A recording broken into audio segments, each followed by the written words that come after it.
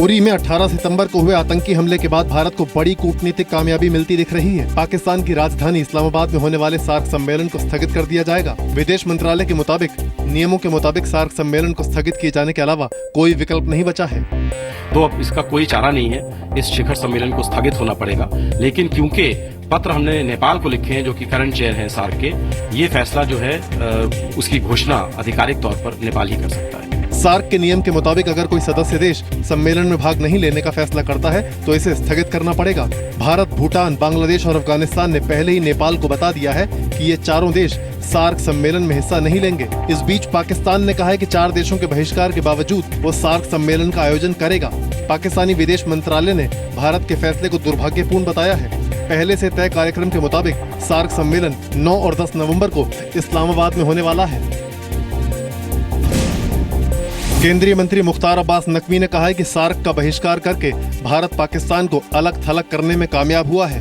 और वो ताकतें जो आतंकवाद के आका बनी हुई हैं, आतंकवाद का संरक्षण केंद्र बने हुए हैं, आतंकवाद की फैक्ट्री बनी हुई है, उनको अलग थलग करने का पूरी दुनिया ने संकल्प लिया हुआ है और वो अलग थलग हो गए हैं। लेकिन कांग्रेस मानती है कि भारत को सार्क सम्मेलन का बॉयकॉट नहीं करना चाहिए था।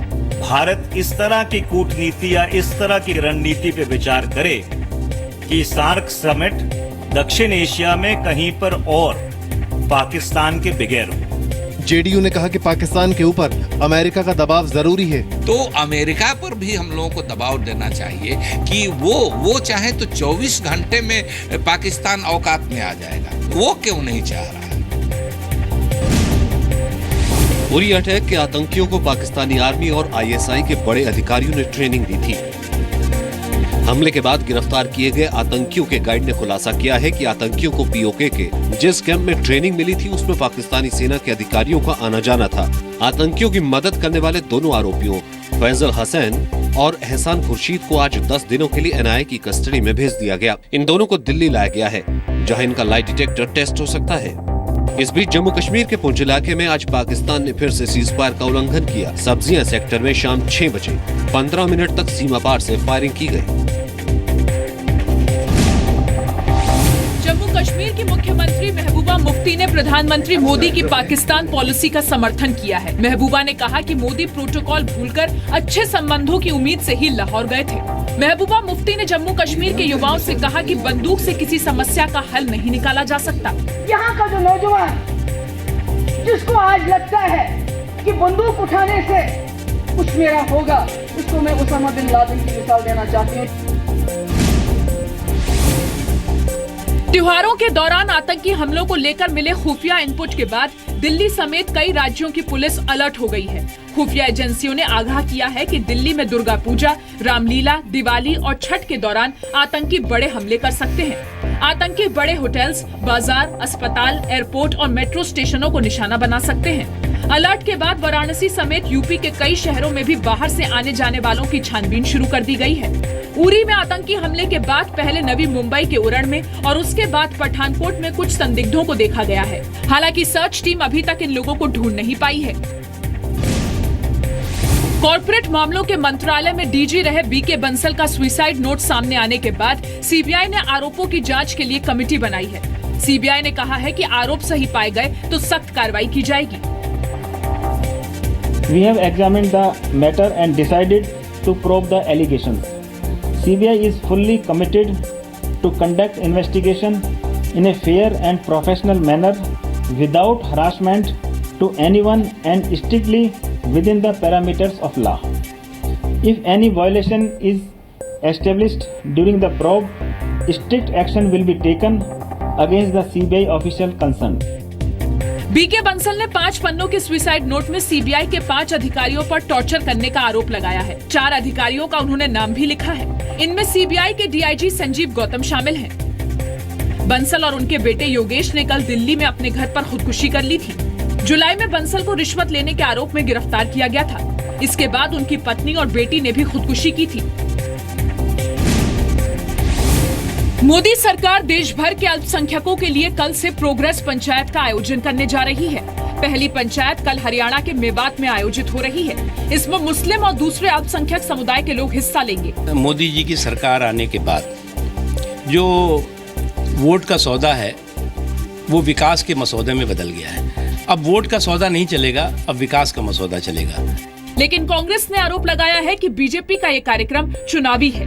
जब उनसे ये सवाल पूछा जाता था कि इसमें माइनॉरिटीज जो हैं उनको आपसे शिकायत है, वो कहते हैं कोई मतलब ही नहीं, हम तो सबकी प्रोग्रेस कर रहे हैं, हम अलग से किसी वर्ग के लिए बात ही नहीं करते। और आज वो अलग से किसी वर्ग के लिए बात कर रहे हैं, तो मैं इसको उत्तर प्रदेश के चुनाव से जोड़ता हूँ। 6 अक्टूबर को राजस्थान के अलवर में और उसके बाद देश के बाकी हिस्सों में भी प्रोग्रेस पंचायत के आयोजन का कार्यक्रम है। सहारा प्रमुख सुब्रत रॉय को सुप्रीम कोर्ट से राहत मिली है। अदालत ने सुब्रत रॉय की पैरोल 24 अक्टूबर तक बढ़ा दी है। अंतरिम आदेश जारी करते हुए सुप्रीम कोर्ट ने सुब्रत रॉय को 2 अक्टूबर तक और 200 करोड़ रुपए जमा कराने को कहा है। सुप्रीम कोर्ट के चीफ जस्टिस टीएस ठाकुर की अध्यक्षता वाली पीठ ने पैरोल बढ़ाते हुए कहा है कि सुब्रत रॉय 12,000 करोड़ रुपए कैसे लौटाएंगे, इसका एक रोड मैप 24 अक्टूबर तक कोर्ट को बताएं। सुब्रत रॉय ने अदालत में कहा कि करीब 11,000 करोड़ रुपए दे दिए गए हैं, बाकी पैसा भी देंगे, लेकिन इसके लिए जेल से बाहर रहना जरूरी है। सहारा ग्रुप को ब्याज सहित करीब 40,000 करोड़ रुपए जमा कराने हैं। लोढ़ा कमेटी की रिपोर्ट के बाद सुप्रीम कोर्ट ने बीसीसीआई पर बेहद तल्ख टिप्पणी की है। सुप्रीम कोर्ट ने बीसीसीआई को कड़ी फटकार लगाई। कोर्ट ने कहा कि बोर्ड अगर खुद को कानून से ऊपर समझता है तो ये गलत है, और अगर वो नहीं सुधरेंगे तो हम सुधार देंगे। लोढ़ा कमेटी ने सुप्रीम कोर्ट को बताया कि प्रशासन में सुधार के लिए बीसीसीआई उनकी सिफारिशें लागू नहीं कर रही है। लोढ़ा कमेटी ने बीसीसीआई के अध्यक्ष अनुराग ठाकुर समेत कई बड़े अधिकारियों को भी हटाए जाने की मांग सुप्रीम कोर्ट से की है, जिसके बाद कोर्ट ने ये टिप्पणी की। मामले की अगली सुनवाई 6 अक्टूबर को होगी। मैंने सुप्रीम कोर्ट के अरविंद मोहन जी को मेंशन कराया, मुख्य न्यायाधीश महोदय के कोर्ट में, कि रिव्यू पिटीशन पे जल्दी कोई फैसला कराया जाए, क्योंकि इस रिव्यू पिटीशन के आड़ में बीसीसीआई लोढ़ा पैनल के रिफॉर्म्स को लागू करने में आनाकानी कर रहा है। कश्मीर के अनंतनाग जिले के रहने वाले युवक जुबैर अहमद इतू ने सेना की एसएसबी परीक्षा में 4था स्थान हासिल किया है। चेन्नई के ऑफिसर्स ट्रेनिंग एकेडमी में जुबैर की 41 हफ्तों की ट्रेनिंग होगी, जिसके बाद उन्हें सेना में लेफ्टिनेंट के तौर पर नियुक्त किया जाएगा। मैंने अभी रिसेंटली एसएसबी क्लियर किया है और I have become the commissioned officer. I feel very good because my family we have worked very hard. Zubair Ahmad Itoo ने इसी साल मई में दिल्ली के कॉलेज से इंजीनियरिंग की। इससे पहले कश्मीर के एक और युवक नबील अहमद वानी ने बीएसएफ के असिस्टेंट कमांडेंट के इम्तिहान में टॉप किया था। इस दिवाली पर बाजार में चाइनीज पटाखे नजर नहीं आएंगे। सरकार ने विदेशी पटाखों की बिक्री पर बैन लगा दिया है। अब विदेशी पटाखे खरीदना, बेचना और उनका स्टॉक करना अवैध होगा। सख्ती बरतते हुए केंद्र सरकार ने विदेशी पटाखों के इंपोर्ट के लिए लाइसेंस पर रोक लगा दी है। चाइना के लिए ये बड़ा झटका है, क्योंकि दिवाली पर अकेले चीन से हर साल 600 करोड़ के पटाखे भारत में इंपोर्ट होते हैं। केंद्र सरकार ने पिछले साल भी विदेशी पटाखे इंपोर्ट करने पर रोक लगाई थी।